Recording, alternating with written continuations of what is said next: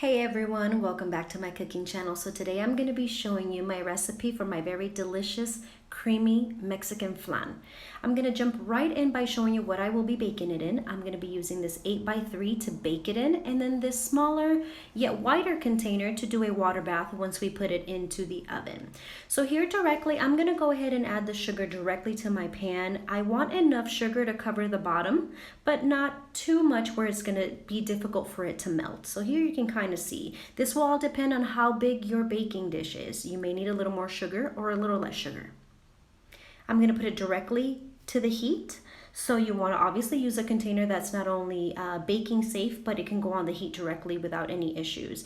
I have my flame on very low because I want to melt this very slowly. I don't want my sugar to burn. So I'm going to take a little hand towel here and start moving the sugar around probably every 20 to 25 seconds once again, so your sugar does not burn. You should soon start looking like this, where most of your sugar is melted, and keep moving it. If you see it's starting to get a little dark in certain areas, pick it up and rotate that sugar around to help the rest of the sugar melt and to just kind of start getting an even amount of caramel going through your baking dish.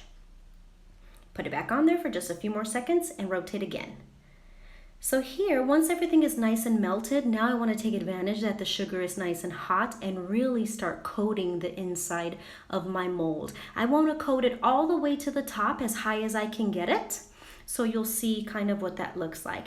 I entered this little clip here because I want to show you I did make this in a bigger container a previous time, and obviously you can see I needed a lot more sugar to coat that entire container. And with this bigger container, you are able to see better how easily it is to rotate the sugar inside the pan and get it nice and coated. So I wanted to include this clip in here as well, so you can see kind of what I want to do with the sugar and how I'm coating the entire pan. Okay, back to today's flan. So here you can see I was able to get the sugar pretty high enough so when I go ahead and add my flan mix, the flan mix is going to be right barely below that sugar, and that's exactly what we want. So let's go ahead and get started on our flan mix. I am going to be using 2 cans of evaporated milk, 2 cans of sweetened condensed milk, and 6 extra large eggs.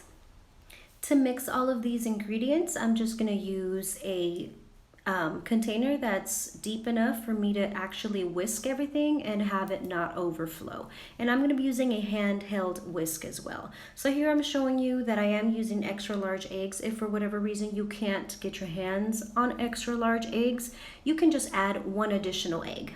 So here I'm going to start breaking up the yolks just to make it a bit easier. And then I'm going to go ahead and whisk them long enough for them to get combined, for the egg yolk and the egg white to get combined. This is kind of why I chose to use a hand whisk, because you don't want to overmix your eggs. If you overmix your eggs, you will have a flan that has a lot of air bubbles.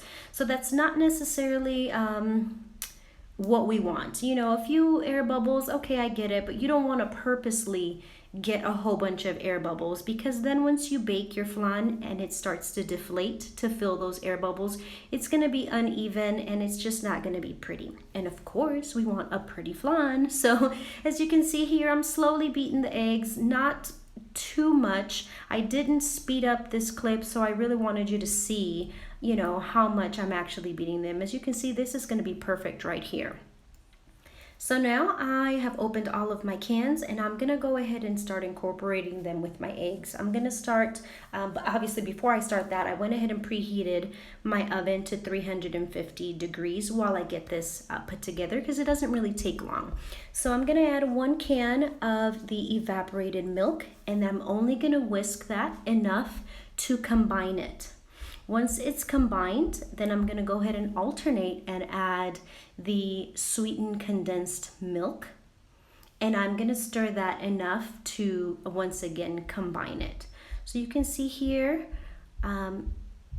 evaporated milk is done. Now sweetened condensed milk, I'm gonna go ahead and take a spoon also and make sure I get all of that goodness out of that can before I toss it.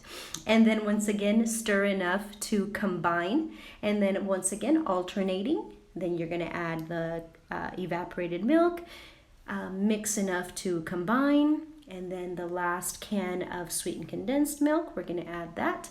And then mix enough to combine.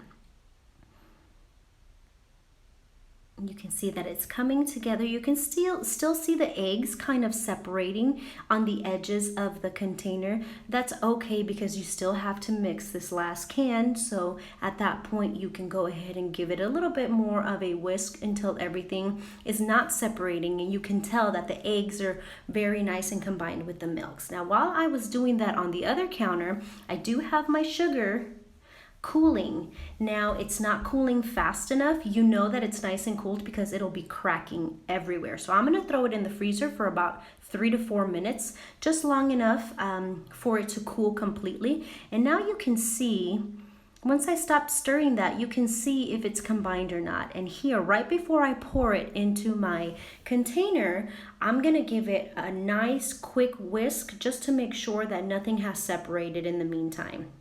And here, this is what it should look like. You can't really see any separation between any of the milks or the eggs. Now you know that your flan is ready to be poured into your sugar container and that it is ready to bake. So this is what it looks like once I've taken it out of the freezer. It was in the freezer for maybe 3 to 4 minutes. So now it's ready to go ahead and take on the flan mix. I also included this bottom pan because I am going to be filling that with water, as I mentioned in the beginning. You want to do a water bath because flan is very delicate. You don't want it to burn in the process. Think of maybe baking a cheesecake where you would want to do a water bath just to prevent any burning or anything like that. It also helps to bake your flan nice and even. So obviously that is definitely a good thing. So do not forget the water bath. I never bake a flan without a water bath. So that's another big tip to get a nice even bake. So now my oven is nice and heated up to 350 degrees. I have everything in there, so now it's just time to be patient. Okay, for me it took about an hour and a half to get it out of the oven. I did check it at 45 minutes and then I checked it at an hour, and then at an hour and a half I was ready. So now you want to let it cool completely in this pan that you actually baked it in. Once it's nice and cool, throw it in your refrigerator. This can take a few hours for it to cool thoroughly, so I would say leave it at least 5 to 6 hours to cool.